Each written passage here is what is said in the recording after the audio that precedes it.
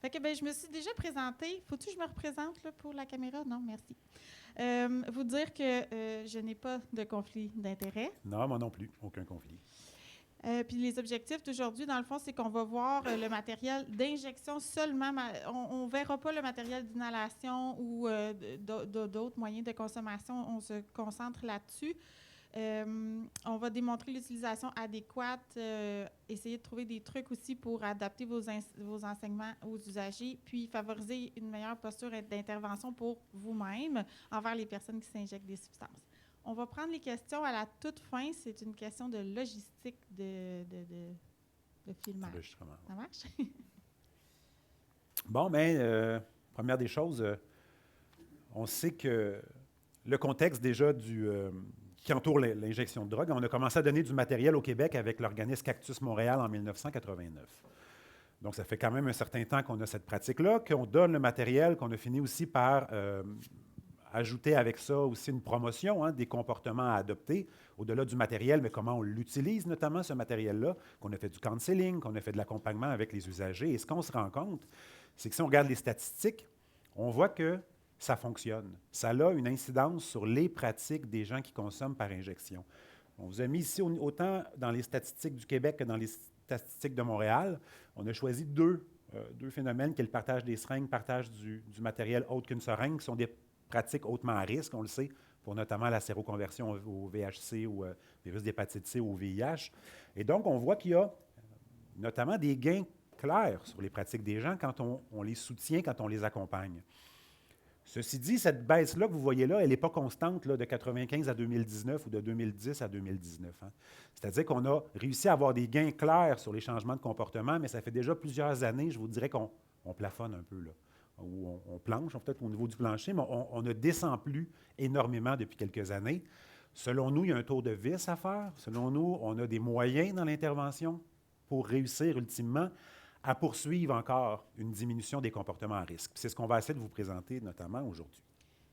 Les chiffres nous parlent aussi que partager sa seringue, souvent les gens le savent, mais partager ses autres outils de consommation, celui-là, un petit peu moins. Le message est encore, faut encore taper sur ce clou-là.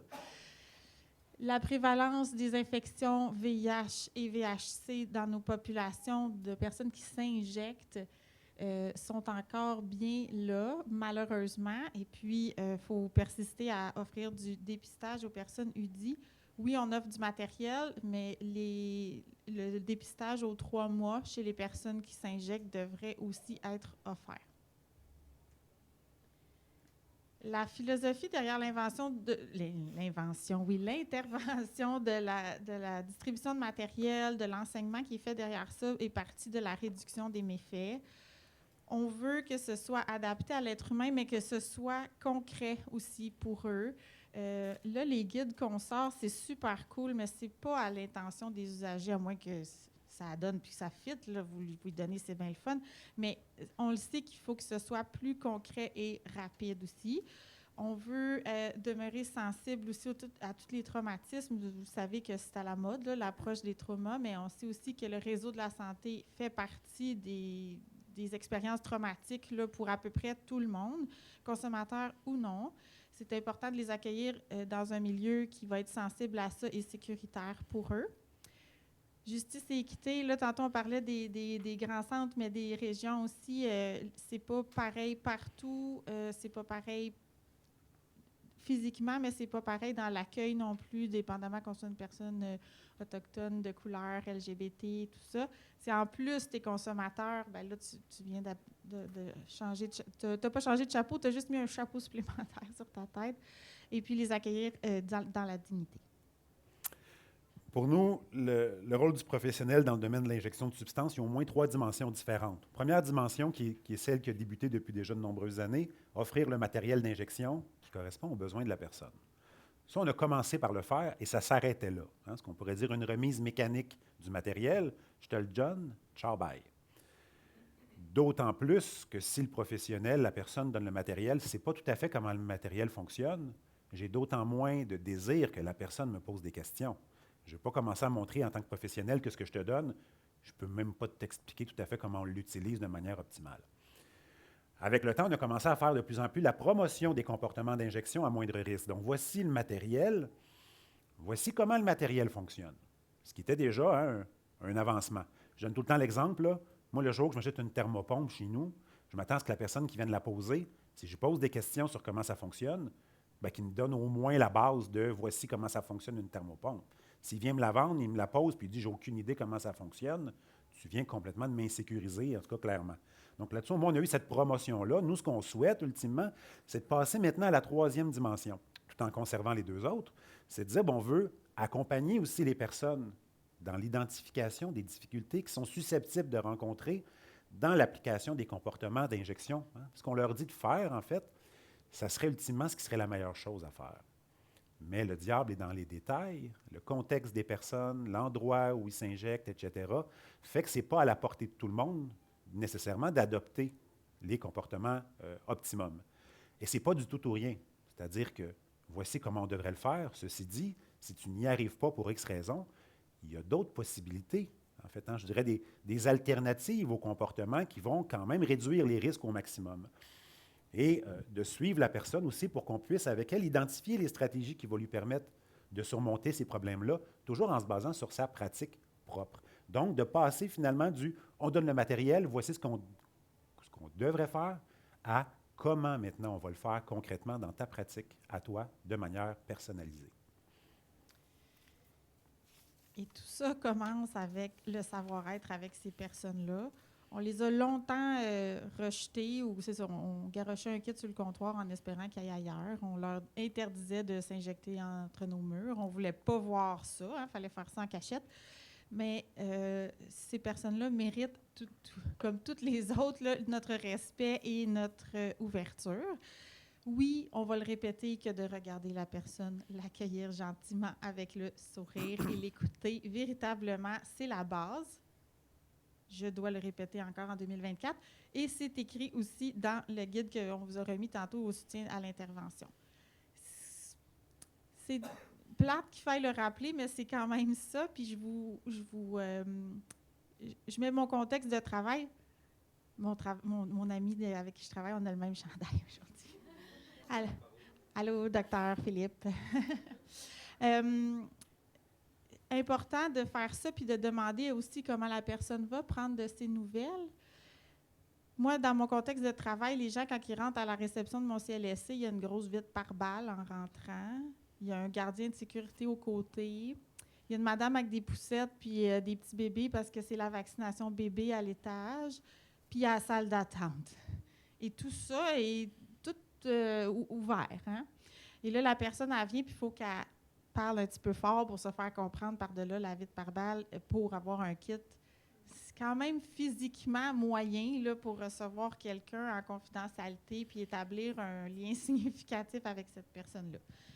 Ceci dit, il ne faudra pas s'arrêter justement dans les détails physiques, mais essayer de voir comment on peut faire mieux. Fait qu'on revient justement à cette base-là. S'assurer de savoir aussi qu'est-ce qu'elle a besoin, puis si on a répondu à ses besoins. Parce que c'est pas parce qu'elle nous a demandé un kit blanc que c'est tout ce qu'elle avait besoin que j'y donne, puis là, je m'en vais répondre à mon téléphone ou faire d'autres choses. Et cette façon de faire-là, de clore la discussion aussi avec cette personne-là en demandant justement est-ce que j'ai répondu à toutes tes questions, bien, prends soin de toi. On se revoit la semaine prochaine selon l'habitude de votre personne, ou de finir dans l'ouverture. Bien là, on vient de changer l'expérience patient. On parlait tantôt de trauma, mais aussi de tendre vers la réconciliation avec tout le monde. Bien, on est là avec ces qualités-là. Je vais donner une petite anecdote que j'ai aussi donnée tantôt. Moi, j'ai travaillé dans les Laurentides à la santé publique, justement, où j'ai fait un rapport, où je suis allé, en fait, faire des entrevues qualitatives, notamment avec des personnes qui consomment des drogues, pour savoir c'est quoi les services qu'ils recevaient en tant que personnes qui consomment des drogues dans les Laurentides, puis qu'est-ce qu'ils en pensaient. Et à Saint-Jérôme, je rencontre une femme qui m'explique, en fait, qu'elle va chercher son matériel majoritairement à la pharmacie. C'est un choix, c'est plus anonyme pour elle, sauf les mercredis, jeudis, vendredis, où elle va au CLSC. Puis je suis OK, mais pourquoi les jeudis? Qu'est-ce qui se passe ces journées-là spécifiques? Ah, c'est parce que Linda travaille là. Je suis OK, c'est qui Linda? En fait, c'est qu'une fois, elle est allée au CLSC parce qu'elle était mal prise, un peu même de reculons, parce que Il y a tout un historique pour cette personne-là d'interaction très négative avec le réseau de la santé. Et la personne qui était là, qui est une adjointe administrative, lui a offert le matériel et elle lui a demandé si elle avait tout ce qu'elle avait besoin ou si elle avait besoin d'autres choses. Et elle, de se faire demander ça, elle n'a pas compris tout de suite pourquoi on lui demandait ça. Elle est déjà sur la défensive. Elle est déjà, elle arrive à -10 quand elle arrive dans le réseau de la santé. Elle a répondu un peu bête. Pourquoi j'aurais besoin d'autres choses? Et elle lui a dit, non, attends, là, c'est parce que tu as le droit, peut-être que ça n'a pas répondu complètement à ton besoin. Et tout de suite, l'agente lui a demandé, est-ce que tu es satisfaite du service que je viens de t'offrir? Hein, parce qu'elle avait une réaction un peu forte. Est-ce qu'il y a quelque chose que je peux faire pour améliorer mon intervention? Quand elle me raconte ça, je fais, OK, bien écoute, je suis prête à passer à la deuxième question en disant, non, tu n'as pas compris. Elle m'a demandé si j'avais tout ce que j'avais besoin, si j'avais besoin d'autres choses, puis si j'étais satisfaite du service qu'on venait de m'offrir. Je dis, OK, intéressant. Fait que maintenant, on passe à l'autre question. Non, tu n'as pas compris. Si elle me l'a demandé, c'est parce qu'elle veut le savoir. Et c'est là que j'ai compris que moi, quand je m'en vais à la pharmacie où je vais chercher un service, puis qu'on me demande si j'ai tout ce que j'avais besoin, si je suis satisfait, vous n'allez pas me révolutionner grand-chose. Hein? Ça ne va pas me bouleverser. Je suis assez habitué, puis ça va de soi. Mais pour une personne qui a comme caractéristique dans sa tête d'être systématiquement la personne qui est trop, de voir une personne qui est sincère et qui s'en fait pour elle, qui veut être certain qu'elle a eu ce qu'elle avait besoin, ça change pas mal d'affaires. Oui, on a des usagers des fois qui commencent à -10, mais ils ont aussi la caractéristique de quand ça se passe bien, d'avoir une grande adhérence après ça, hein, une grande facilité. Et en fait, ce que moi je me dis, puis c'est un peu mon objectif dans le truc que je parle, c'est que je pense qu'on a tous le potentiel d'être des Linda, en fait. Carrément. Puis, quand il y aura plus de Linda, on va possiblement réussir à avoir un accès beaucoup plus grand pour des gens qui ont souvent comme caractéristique de sous-utiliser les services de prévention puis de surutiliser l'urgence un coup qu'ils sont malades. C'est beau, hein? Vous en avez vécu des affaires de même, vous autres ici? Oui. Imaginez eux autres. Ouais. Donc, le rôle qu'on voit, c'est plus juste un rôle de formateur, de quelqu'un qui sait, mais un rôle d'accompagnateur, hein? D'être un copilote des personnes qui consomment, de les accompagner en étant conscient que c'est ces personnes-là qui ont les deux mains sur le volant. C'est eux qui vont décider où ils vont se rendre, de comment ils vont se rendre, mais nous, on va être là en backup, en soutien, en fait, à les accompagner.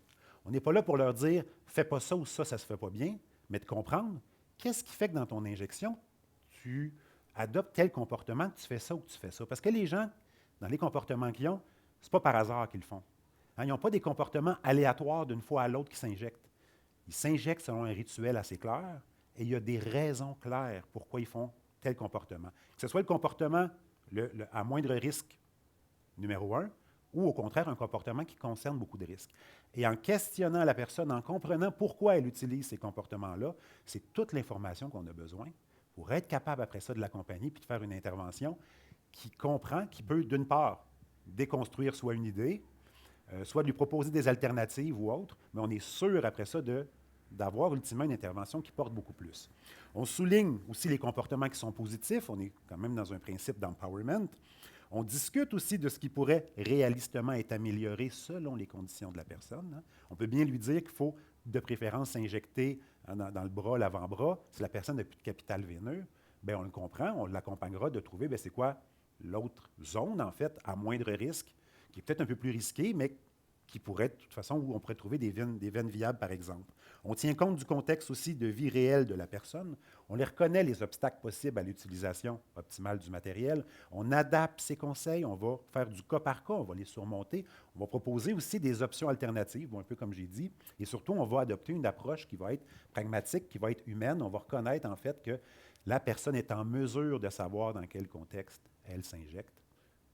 Et voilà. Il faut poser des questions pour savoir ça. Puis ça ne se fera pas tout à la première rencontre. Ça va prendre du temps et ça va faciliter votre chemin à la longue, mais au début, ça ne sera pas simple, mais c'est ça, créer son lien thérapeutique aussi, c'est que les choses vont se faire au rythme où l'usager et puis vous aussi, des fois, là, c'est nous autres aussi que des fois, on est comme « excuse, j'ai pas le temps aujourd'hui, mais tu avais des questions pour moi, veux-tu qu'on se voit à un autre moment donné? » Puis là, on se donne un temps. Fait qu'il faut tendre la main vers eux. Le savoir-faire maintenant, les pratiques d'injection, ils l'ont appris de quelqu'un, qui l'a appris de quelqu'un sur la rue, qui lui a enseigné par une autre personne. Fait que c'est pas des choses qui ont été, c'est du savoir de rue, du savoir de vie. Fait que oui, il y a des bonnes choses là-dedans, mais assurément qu'il y a aussi des choses qui sont peut-être plus au goût du jour, on va dire ça de même, et que c'est bien qu'on puisse faire la révision avec ça. Ça fait pas longtemps non plus qu'il y a de l'ouverture à discuter de ça dans le réseau avec un intervenant de la santé, parce qu'avant, ils se faisaient kicker dehors, on pensait systématiquement qu'ils détournaient leur médication ou qu'ils faisaient des abus. Puis il y en a pourtant avec qui ça se passe autrement. Fait qu'on l'adresse. Puis éviter de présupposer aussi que l'usager le sait ou ne fait pas les bonnes affaires. On doit vraiment sonder notre usager, puis partir de son histoire à lui, puis on va faire différent avec celui d'après. La manière qu'on trouve qui est la plus simple quand on discutait, Jean-Bruno et moi, c'est de parler avec la personne en faisant des reflets sur qu'est-ce qu'on sait d'elle. Tu me dis que tu ne partages pas ton matériel, mais pourtant, tu sais, il y a eu des infections à l'hépatite C, il y a eu tout ça. Sais-tu comment tu l'as eu, cette infection-là? Qu'est-ce qui te fait croire que tu l'aurais attrapé de telle ou telle manière? À l'inverse, qu'est-ce qu'ils vont demander comme matériel ou qu'ils ne demanderont pas comme matériel? Tu y offres de l'analoxone, ils en refusent tout le temps. Bien, peut-être parce qu'ils ne consomment pas des opiacés, mais peut-être qu'ils ne savent pas aussi qu'est-ce qu'ils consomment véritablement parce que c'est de la drogue de rue puis qu'à cette heure, tout est contaminé. Fait que toi, ton enseignement, tu vas pouvoir l'adapter. Mais pour ça, il faut vraiment aller vers eux puis valider leurs compétences aussi.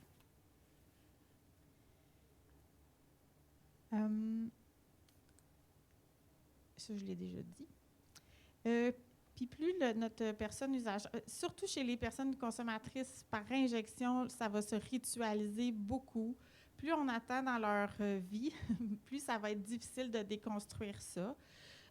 Mais après ça, il ne faut pas supposer pour eux aussi qu'ils sont... Ah ben ça fait 20 ans qu'ils s'injectent, c'est fait, ils ne pourront pas faire de changement. Non, on ne doit pas supposer pour eux.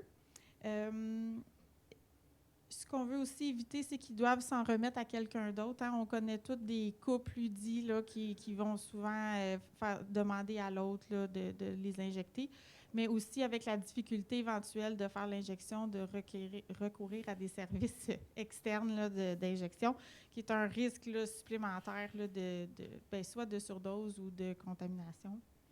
Puis que nos pamphlets, là, pas grand monde qui lise ça. Okay? Fait que des fois, ça nous fait du bien comme intervenant de dire j'ai donné à la feuille. Ouais. T'as-tu checké s'il sait lire? Y a-tu ses lunettes? Parce que quand tu vis dans la rue, des lunettes, c'est un enjeu. Peut-être qu'ils ne parlent pas français ni anglais. Nos pamphlets, je ne suis pas à Montréal, mais nous autres ne sont pas traduits en d'autres langues encore. Puis de s'adapter aussi à leur milieu de vie puis à leurs conditions dans lesquelles ils s'injectent et des substances avec lesquelles ils s'injectent. Oui, mais justement, c'est ça. Les personnes ne présentent pas tous les mêmes traits, on le sait. Ils n'ont pas tous les mêmes besoins. Il est important d'être en mesure, dans l'intervention, d'identifier en fait les caractéristiques ou les facteurs qui contribuent aussi au comportement. Hein, c'est quand on s'approche, le diable est dans les détails, c'est quand on s'approche du risque comme tel, on n'est pas plus près du risque que quand on parle de la méthode d'injection. C'est quoi le type de substance, par exemple, qui est injectée? Moi, c'était mon sujet de mémoire de maîtrise, mais ce qu'on se rend compte finalement, c'est qu'il y a des risques liés à certains types de substances, que ce soit à cause de l'accessibilité de la substance, que ce soit à cause de sa composition chimique, que ce soit à cause du contexte dans lequel on la consomme. Moi, je parlais, par exemple, à des gens qui savent qu'il ne faut pas partager. Mais ils disent, quand on est 5-6 sur une binge de cocaïne, donc on consomme jusqu'à temps qu'on ait plus d'argent, plus de drogue, il y a un moment donné où ça va trop vite, où on perd le fil, où j'ai déballé mon matériel, je me suis reviré de bord, je suis revenu, je cherche ma seringue, à un moment donné, j'en trouve une, je m'injecte, je ne suis plus sûr si la seringue avait servi, oui ou non. Donc, il y a des astuces qui peuvent se mettre en place, des conseils qu'on peut donner, par exemple, de mettre des barrières, paquets de cigarettes, lighter, des trucs où tout ce que je déballe à l'intérieur, ici, c'est mon matériel neuf, quand j'ai fini, je le mets ailleurs. Des gens qui consommaient des opioïdes, qui disaient, ben, tu sais, moi, je consomme moins, 6 à 8 fois par jour, et je perds moins le fil, en fait. Moi, ça va, sauf si je suis en sevrage. Là, je prends des sevrages. Là, oublie ça. Ça va être le plus vite possible que je peux consommer. Donc, je le vois, il est où mon risque, en fait. Donc, ça, de l'adresser, ça nous aide aussi à trouver des interventions qui sont beaucoup plus adaptées. Comment la personne est après sa consommation? C'est quoi son tempérament de base? Des gens qui sont timides, qui ont peu de confiance en eux, c'est plutôt difficile après ça de dire, quand il y a du partage, de mettre mes limites. Non, moi, je n'ai pas envie d'utiliser la même seringue que quelqu'un d'autre. Donc, ça se travaille, ces moments de risque spécifiques-là. La prise de risque sont-ils courantes? Y a-t-il des relations sexuelles non protégées? Il manque-tu souvent du matériel de consommation? On a une proportion importante de nos usagers qui viennent chercher le matériel en comptant le nombre d'épisodes de consommation qu'ils ont prévus. Puis ils vont chercher le matériel en conséquence. Ça veut dire quoi? Ça veut dire que le moment où mon chum Tony arrive avec de la drogue, que j'ai fait 40 $ que je n'avais pas prévu, puis que je consomme plus que ce que j'avais prévu initialement, je me retrouve sans matériel. Des fois, dans des moments, dans des lieux, dans des heures où il n'y en a plus de matériel qui est disponible autour. Fait que je vais aller mettre ma main dans mon bac jaune. Ouais. Parce que je pense que c'est juste mes seringues, sauf que j'ai oublié que la semaine passée, Manon est passée. Tu sais, c'est tout dans ces affaires-là là, qu'il peut y avoir des risques aussi. Dans quel contexte la personne consomme? Dans un appartement, dans la rue ou dans une salle de consommation supervisée? On vient de changer complètement le contexte, on s'entend. Chacun des contextes est tributaire aussi des prises de risques que la personne peut prendre. Avec qui on consomme habituellement? Vous avez sûrement déjà entendu l'idée des couples. Hein? Cette preuve de confiance entre mon amoureux et mon amoureuse, d'utiliser le même matériel parce que nous, on se fait confiance. T'sais, tout ça, c'est du micro-détail, c'est des prises de risques spécifiques à une personne. C'est ça qu'on veut savoir. C'est ces informations-là qui vont nous permettre de faire une intervention qui va être complètement adaptée à la personne avec qui on est. C'est de décortiquer l'injection aussi en différentes étapes. Nous, on vous propose, on l'a décortiqué en 7 étapes. Il y a des sous-étapes parce que l'injection, c'est comme un gros morceau. Puis les personnes, ce n'est pas dans tout ce gros morceau-là nécessairement qu'ils vont avoir des difficultés. Des fois, c'est dans des étapes très précises. Donc, faire une séquence, de le voir de manière séquentielle, c'est beaucoup plus facile après ça de cibler, en fait, certaines étapes. C'est d'identifier les risques, donc réels, on l'a dit un peu, auxquels la personne est confrontée. On va adapter nos conseils en conséquence. On va offrir surtout des conseils qui sont concrets. Et on n'a pas peur de répéter ces conseils-là. On apprend l'être humain beaucoup par la répétition. Hein, c'est comme de passer dans une forêt pour la première fois. Le chemin peut être dur après ça de refaire une deuxième fois, mais quand ça fait 18 fois que je passe à la même place, je me suis fait une belle trace, moi, je me suis fait un sentier. C'est rendu en fait beaucoup plus facile de me rappeler de tous ces différents gestes-là parce qu'on les a revus ensemble plus d'une fois. Et c'est un intérêt, selon nous, ce counseling-là sur l'injection à risque réduit, pour les deux personnes qui sont en partie. On est vraiment dans une intervention, à mon sens, qui est gagnant-gagnant. Gagnant pour le professionnel, gagnant pour la personne qui s'injecte. Déjà, on est dans l'empowerment. La personne, on lui montre qu'elle a un pouvoir de changement. Elle a des aptitudes qui lui permettent de réduire les risques auxquels elle est confrontée. Moi, comme j'ai parlé à Jeanne, moi, j'ai découvert un projet qui s'appelait EARLY, à l'époque, AERLY maintenant, l'éducation aux risques liés à l'injection. Donc, des intervenants qui vont accompagner une personne lors de son épisode de consommation en regardant les différentes étapes de son injection. Ce qui se rendait compte, d'une part, c'est que, oui, le rituel est difficile à changer chez des personnes. Ceci dit, peut-être moins qu'on pensait. C'est-à-dire que du moment où les gens commencent à le faire, ils voient des gains rapidement. Hein? J'ai moins d'infections, j'ai moins de scarification, ma peau elle a moins durci, je trouve plus facilement mes veines, j'ai un gain clair. Du moment que je me rends compte rapidement que ce que je viens de faire là, j'ai des avantages, j'ai des gains, les personnes vont adhérer beaucoup plus, les personnes vont maintenir beaucoup plus leur comportement. C'est aussi des échanges qui vont réduire la stigmatisation chez des gens qui ont toujours caché le fait qu'ils consommaient des drogues, le fait d'ouvrir sur leur consommation, c'est de reconnaître la personne comme elle est, c'est d'enlever le jugement qu'il y a derrière ça, puis la stigmatisation, ça reste encore notre principale barrière à l'accès aux soins pour les gens qui consomment des drogues. C'est en même temps un filet de sécurité. On favorise aussi la personne de vivre enfin des situations plus positives avec le réseau de la santé. Hein. On favorise une réconciliation envers les institutions de gens qui ont un bagage d'expérience, ça s'est mal passé, d'incompréhension, ça s'est mal passé. La meilleure façon de convaincre une personne de ne pas rester dans ces expériences négatives, c'est quoi? C'est de multiplier les expériences positives dans les réseaux de soins. C'est comme ça qu'on va les réaffilier. Et c'est un échange qui est éducatif, qui est bidirectionnel. On est le savoir professionnel, le théorique, puis le savoir expérientiel. Ce n'est pas deux choses qui sont en concurrence, c'est les deux faces d'une même médaille. C'est ce qui va nous permettre, en fait, en les additionnant, d'arriver vers des pratiques beaucoup moins risquées.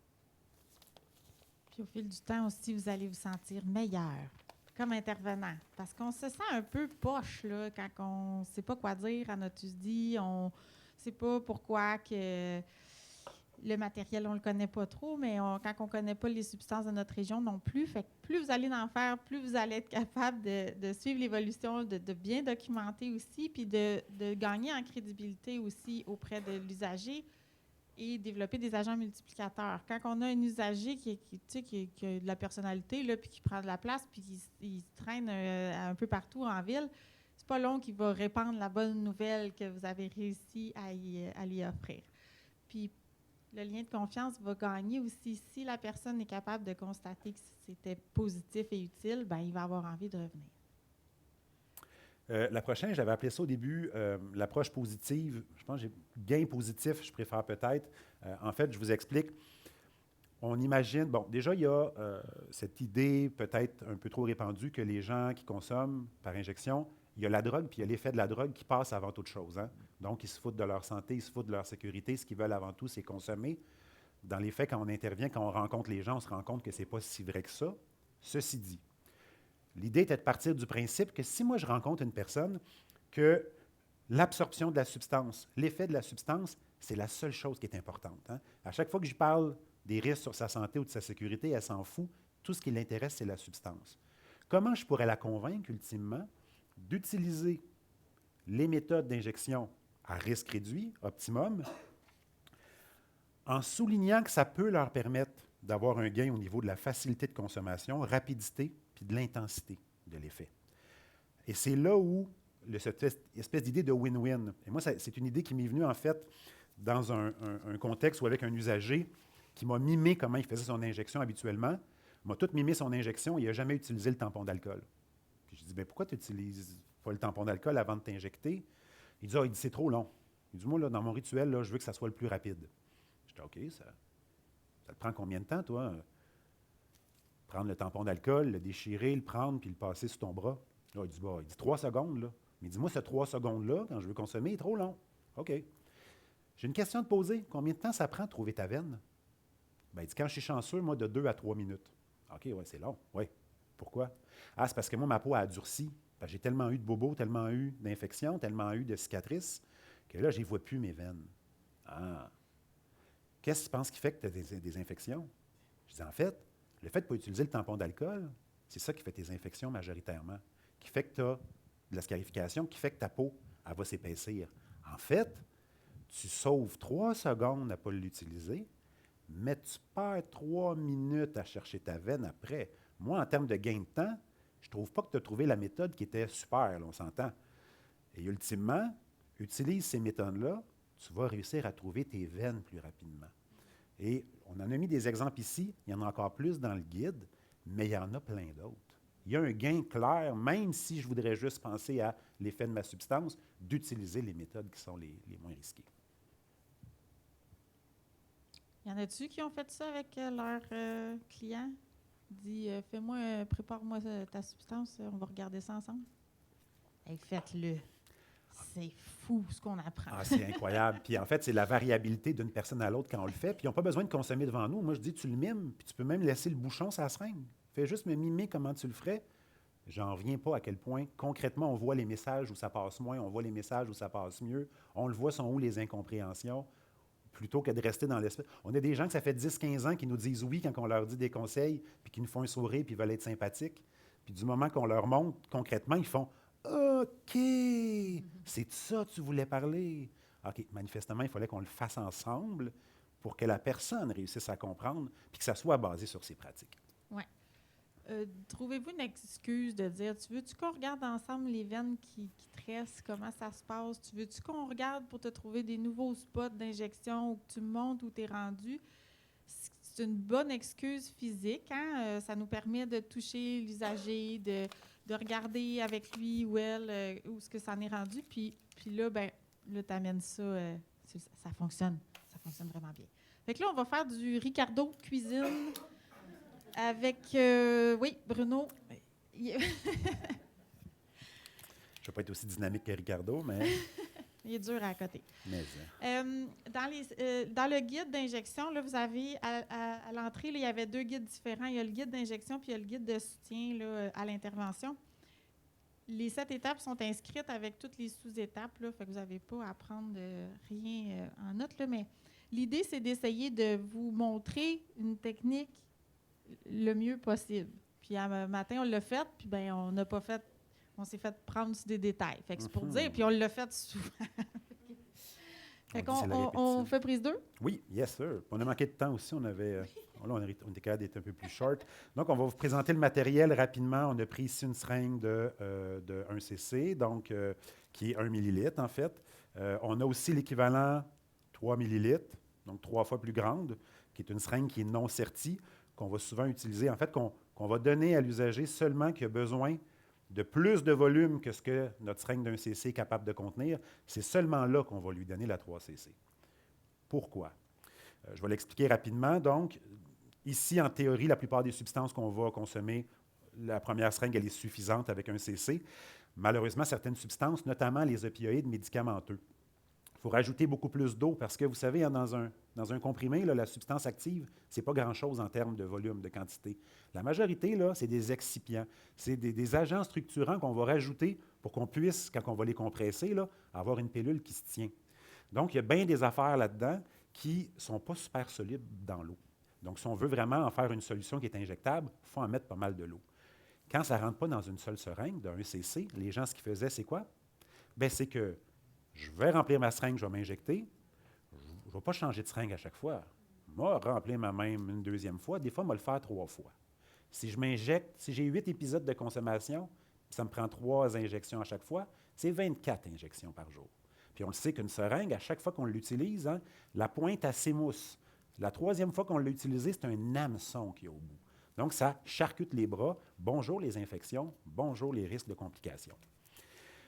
Mais là, il y a des gens qui disent, bien, écoute, tant qu'à ça, on est aussi bien de prendre tout le temps celle de 3 cc. C'est réglé. Eh bien, non. Parce qu'il y a un problème avec cette seringue-là, en fait. Hein, je l'ai fait un peu, mon Ricardo. Oui, hein? Premièrement, on a une seringue ici qui est sertie. Sertie, ça veut dire quoi? Ça veut dire que l'aiguille est prise dans la seringue, elle ne se détache pas. Dans une seringue comme ça, il y a un espace mort. Un espace mort, c'est l'espace entre l'aiguille puis le corps de la seringue. Il y a du sang qui reste dans cet espace mort-là. Quand quelqu'un réutilise du matériel, c'est là où la charge virale, elle vit, elle dort. C'est comme ça qu'on se contamine. Ce n'est pas du sang qui reste au bout de l'aiguille, elle est trop fine. Donc, c'est vraiment notre espace mort qui contient du sang et qui augmente le risque, en fait, qu'on puisse contacter notamment le VIH, le VHB ou le VIH. Ma seringue ici, elle existe seulement en format non serti. On ne l'a pas, nous, en format serti. Ça veut dire que le corps et la seringue, c'est 2 choses différentes. Mais ces seringues-là, ils ont un espace mort qui est 3 à 4 fois plus important qu'une seringue qui est sertie. Donc, si ce matériel-là est partagé, bien, les risques de contamination sont sans commune mesure plus importantes que si on aurait partagé celui-là. Deuxièmement, on a des gens qui diraient, moi, je n'ai pas trop de matériel sur moi, je vais prendre un seul quart de seringue, puis je vais me prendre plein d'aiguilles que je vais changer au fur et à mesure. Donc, de conserver ça ici, là, il y a du liquide dedans. Bonjour le party bactérien qui va se former. Il y aurait même une 3e raison. On pense que peut-être certaines personnes pourraient être tentées de se dire « Ah, ben tiens, je vais la remplir au complet si je m'injecte la cocaïne ou d'autres substances, parce qu'elle est grosse, peut-être qu'il faut la fouler au complet. » Donc, on a des chances à ce moment-là peut-être plus importantes d'avoir des surdoses. Même si cette 3e-là est un peu moins documentée, le potentiel, il est là. Donc, autant de raisons, finalement, pour dire on essaie toujours que tout se fasse avec notre seringue d'1 cc. On ira vers le 3 cc vraiment si ça ne rentre pas tout dans la première. Ampoule d'eau. On va vous présenter le petit stérifiltre ici qui va nous servir à faire, je vous le montrerai tantôt, une filtration combinée. On a notre contenant de dissolution qui est un Maxicop, lui qui contient 5 millilitres, donc il est toujours assez pour qu'on mette toute la solution. On avait les 2,5 avant, les Stéricop, mais avec la consommation d'opioïdes médicamenteux, on est allé vers un Maxicop pour tout le monde. On a le petit sachet de vitamine C. Vitamine C qui va servir en fait à dissoudre certaines substances qui ne sont pas solubles dans l'eau, notamment le crack, par exemple, certaines formes fentanyl ou autres. Tu disais aussi les fausses dilovites. Les fausses dilovites. On les haït. Ils ne sont pas dans toutes les régions. Mais ça prend un acidifiant. selon ce que nos usagers disent, là, ça prend un acidifiant pour que la pilule finisse par se dissoudre et fasse un effet. Fait que non, le vinaigre, non, le jus de citron et tout autre produit de la cuisine, la vitamine C, ça sera toujours mieux. Mieux, mais jamais optimal, parce que tout agent acide va toujours abîmer, va toujours être corrosif pour les veines. Fait que ce qu'on dit, c'est que celui-là, il est moins pire que les autres. Si tu n'en as pas besoin, utilise-les pas. Si tu en as besoin, mets-en juste un petit peu, regarde si ça s'est dissous. Tu es mieux d'en rajouter au fur et à mesure jusqu'à temps que ça soit complètement dissous que d'en mettre 2 fois plus, parce que de toute façon, tu n'auras pas plus d'effet. Tu vas juste avoir des dommages veineux, plus de chances d'avoir des dommages ultimement.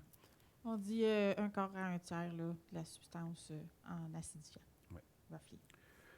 Tampon d'alcool, et ici notre garrot. Garrot qui n'est pas nécessaire pour tout le monde. Le garrot, c'est le seul item qu'on vous présente qu'en théorie, on ne jette pas à chaque fois qu'on l'a utilisé.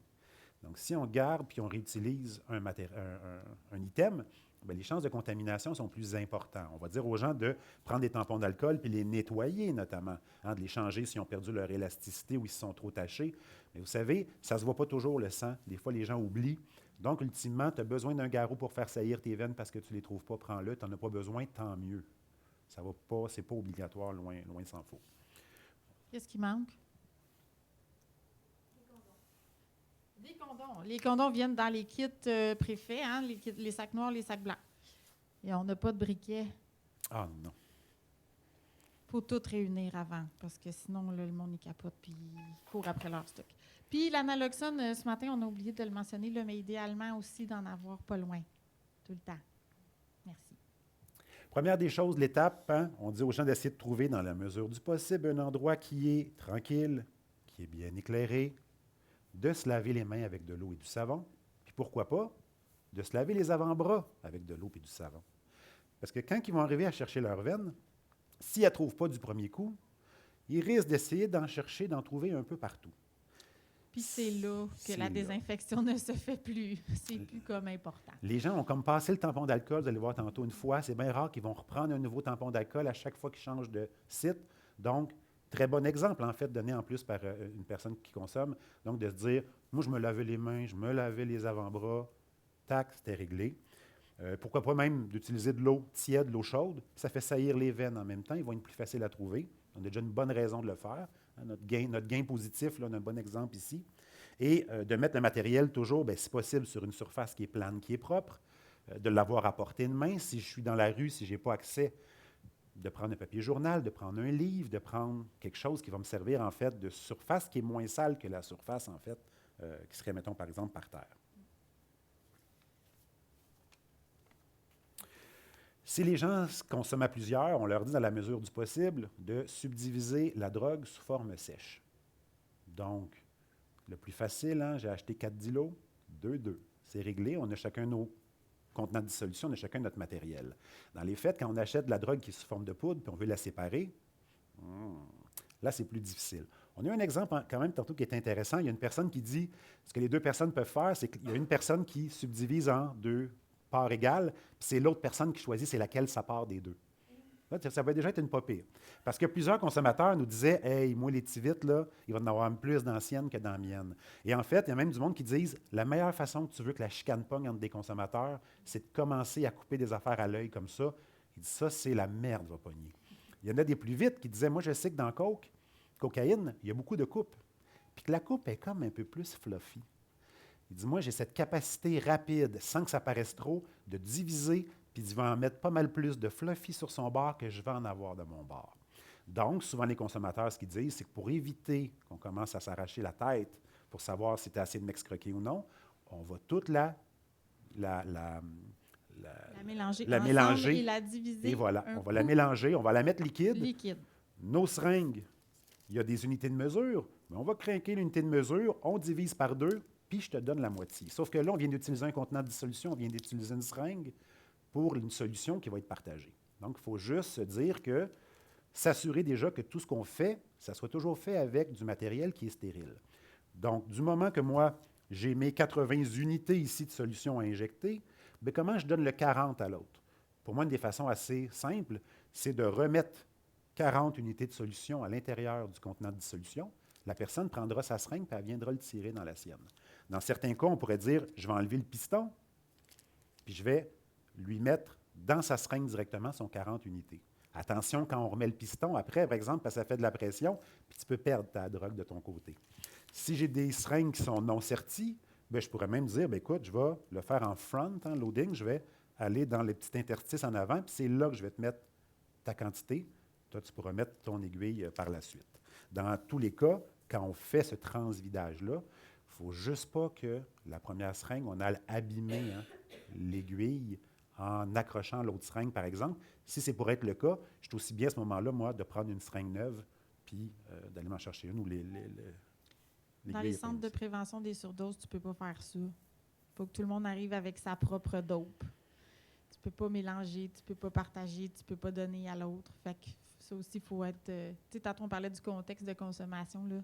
Ça peut être à vérifier avec eux sur comment ils veulent faire ça. Bon. Fait qu'après ça... Ensuite, on va prendre notre contenant de dissolution. On va préparer notre substance, là. Préparer notre substance ici. On commence à être énervé. Oh yeah! Comme vous êtes le shake. Quand je l'ouvre ici, meilleure des choses à faire, c'est de mettre mon pouce dessus et de l'ouvrir comme ça. Pourquoi?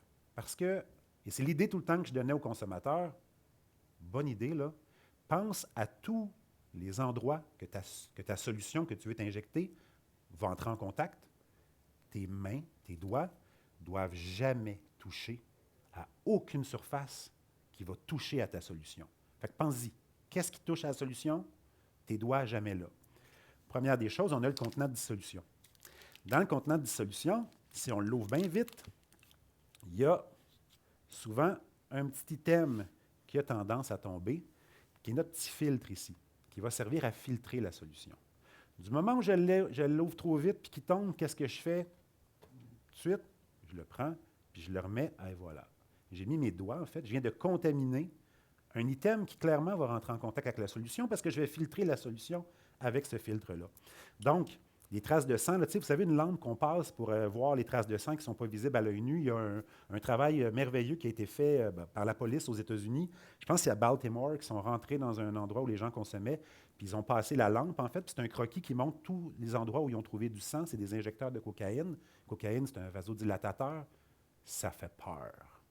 Il y a du sang qui ne s'est pas vu à l'œil nu, toutes les poignées de porte, tous les interrupteurs, les poignées de frigo, mais les accoudoirs, manettes de télévision, tables, mais il y en a partout. Ce qui fait que quand on sait que le virus de l'hépatite C, dans certaines situations, peut survivre jusqu'à 63 jours à l'air libre, bien mes doigts, une chance, je les ai lavés, mais même après les avoir lavés, j'ai peut-être même touché à des choses sans m'en rendre compte qui pourraient ultimement contaminer ma solution à injecter. Donc, le fait de l'ouvrir en mettant le pouce dessus, quitte à laisser tomber après le petit filtre dedans, ça m'assure, en fait, de ne pas rentrer en contact et bien sûr de ne pas toucher l'intérieur de mon bar. Je vais prendre ma substance de drogue, qui est un édulcorant, 100 calories. Je fais attention à ma santé. Et ce qu'on dit aux gens toujours, c'est assure-toi qu'elle soit le plus finement possible. Donc, ce qu'on peut faire, en fait, c'est qu'on leur dit directement dans le sachet, quand tu peux, prends un briquet, puis viens l'écraser le plus possible, parce que plus elle va être fine, en fait, plus ta substance va se dissoudre dans l'eau. On va arriver vraiment avec une solution qui va être de plus en plus homogène. S'il n'arrive pas à pouvoir le faire, on peut même juste prendre un bout de papier. Donc, j'ai mis ma substance dedans et je vais venir plier mon papier en 4. Et après ça... Le petit pamphlet là, qui donne d'un kit, là, le petit pamphlet rectangle, là, fonctionne super bien. Puis il y a même un origami d'enveloppe dessiné dedans. Pour le faire. Ensuite, je l'ouvre délicatement et je viens placer ma substance directement dans mon contenant de dissolution. Je prends mon ampoule d'eau et combien je mets d'eau? Bien, je mets d'eau nécessaire à ce que je puisse dissoudre ma substance. Ce matin, on a eu des questions sur « Ouais, mais combien de millilitres par comprimé de dilodide 8 qu'il faut mettre? » On ne le sait pas. Okay? Mets le plus d'eau que tu peux dans le concept de base de diminuer l'irritation pour tes veines.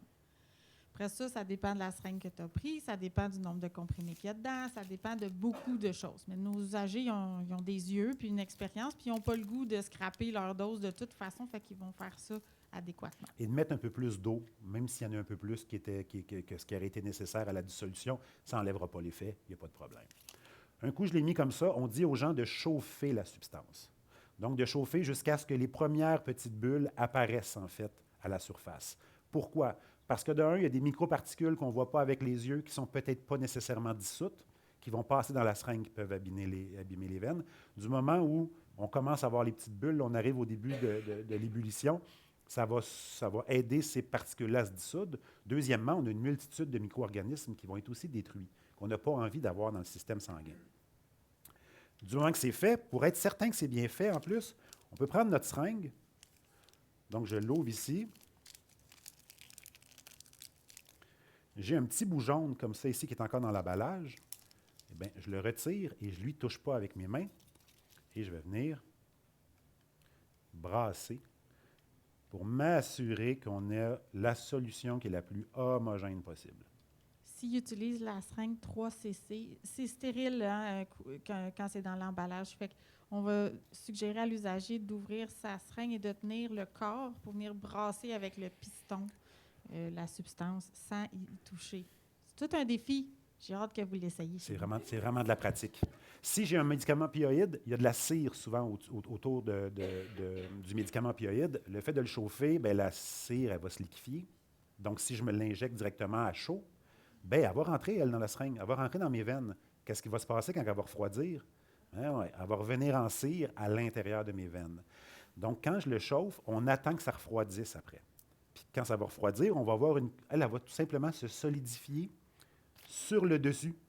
Donc, je vais être capable de la tasser ou juste de prendre ma solution à côté, donc sans prendre la cire, finalement. Puis pendant que ça refroidit, qu'est-ce que tu fais? Bien, moi, ce que je ferais habituellement, puis ça, vous allez voir l'étape 3 et l'étape 4. Hein, préparer la peau, la veine, préparer la seringue, ultimement, ils peuvent aller dans les deux sens. Moi, j'aime bien faire la préparation de la peau parce que c'est, pendant ce temps-là, ma solution, elle peut refroidir. Il y a certaines personnes qui disent non, moi, je préfère au contraire préparer ma seringue et tout, je préparerai ma peau après. Dans les deux cas, ça fonctionne. Moi, bien, ce que je vais faire, c'est que je vais tout de suite choisir ma zone d'injection. Si jamais mes veines ne sont pas assez saillantes, c'est là que je vais utiliser le garrot. On va vous montrer rapidement deux méthodes. Moi, je vais le faire debout parce qu'on ne l'aura pas avec le vidéo. Je me sens comme un preacher avec ce truc-là. Hein.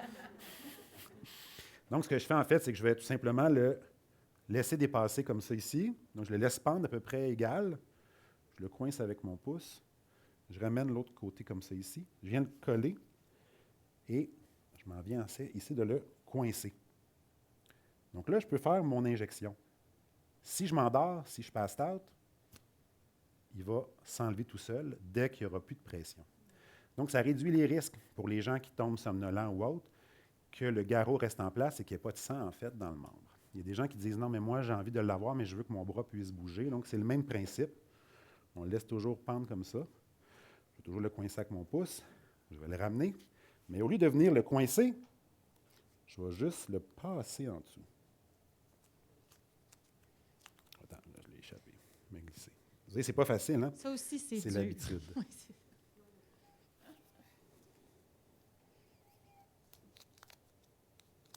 Donc, comme ça, il tient parfaitement. Et là, parce que vous savez, on peut pas comment on fait pour l'enlever quand on est seul à consommer? Moi, mon bras il est immobilisé.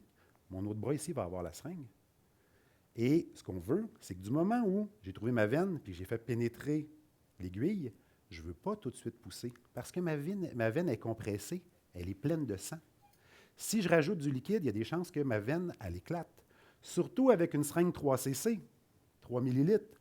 Donc, un coup, j'ai trouvé ma veine, que j'ai fait mon retour de sang, que je sais que mon aiguille est dans la veine, je veux l'enlever avant de pousser sur le piston. Et là, bien, il y a des gens qui vont trouver ça dégueu, mais il y a toujours la bouche. Et il s'enlève.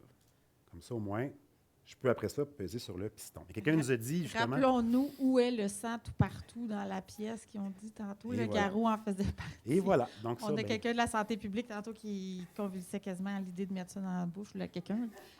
Fait qu'on ne fait pas ça. Donc, dès le moment, finalement, que j'ai mon garrot qui est bien placé, eh bien, je peux prendre mon tampon d'alcool. Ce qu'on dit aux gens, c'est qu'on passe le tampon d'alcool une seule fois. Mais s'ils me disent qu'ils ont les bras vraiment sales, bien, prends un tampon d'alcool, nettoie le plus possible, jette-le, puis après ça, prends un autre tampon d'alcool. Ou tu viens, en fait, souvent du haut vers le bas, sur mon point d'injection, passer un seul coup comme ça. Et après, bien, mon site est prêt. Qu'est-ce qu'on fait avec les bulles d'air dans notre seringue? En fait, je vais la tirer avant parce qu'on ne l'a pas. On va, pas Oh, le voir. On va préparer la seringue pour oui, l'injection. pardon, je pensais que tu étais faite. Ben oui. Oh, il reste une minute. Première des choses. Oh, une minute. Donc, on prend notre petit, ici, filtre, hein, qui était dans mon contenant de dissolution, et on le laisse tomber dans le fond. Et c'est maintenant que je vais prendre mon stérifiltre. Les stérifiltres, là, ça fait pas longtemps qu'ils sont dans les deux kits, blanc et noir. Ça va mal avec les blancs, là, on le sait, puis la santé publique le sait, mais c'est ça quand même. Mais la double filtration sera toujours une bonne idée, avec le petit filtre là, qui est direct dans le Maxi-Cup puis l'embout vert. Essayez de faire le best, mais ça accote dans l'aiguille de la seringue 1 cc, puis on ne peut pas la changer. Fait qu'on, des fois, ça fonctionne, puis des fois, les usagers vont dire « ce batch de seringue-là, ça ne marche pas ». À date, on n'a pas de situation, mais les instances le savent. On espère que ça va changer. Je ne sais pas si vous avez vu, mais je l'ai ouvert vite. Qu'est-ce qui s'est passé? Il est tombé. Donc, le bout ici, là, qui va rentrer en contact avec la substance, là, il vient de toucher à la table. Peut-être même qu'en le ramassant, je vais le ramasser avec mes doigts puis je vais y toucher. Donc, déjà, vous voyez l'erreur que je viens de faire.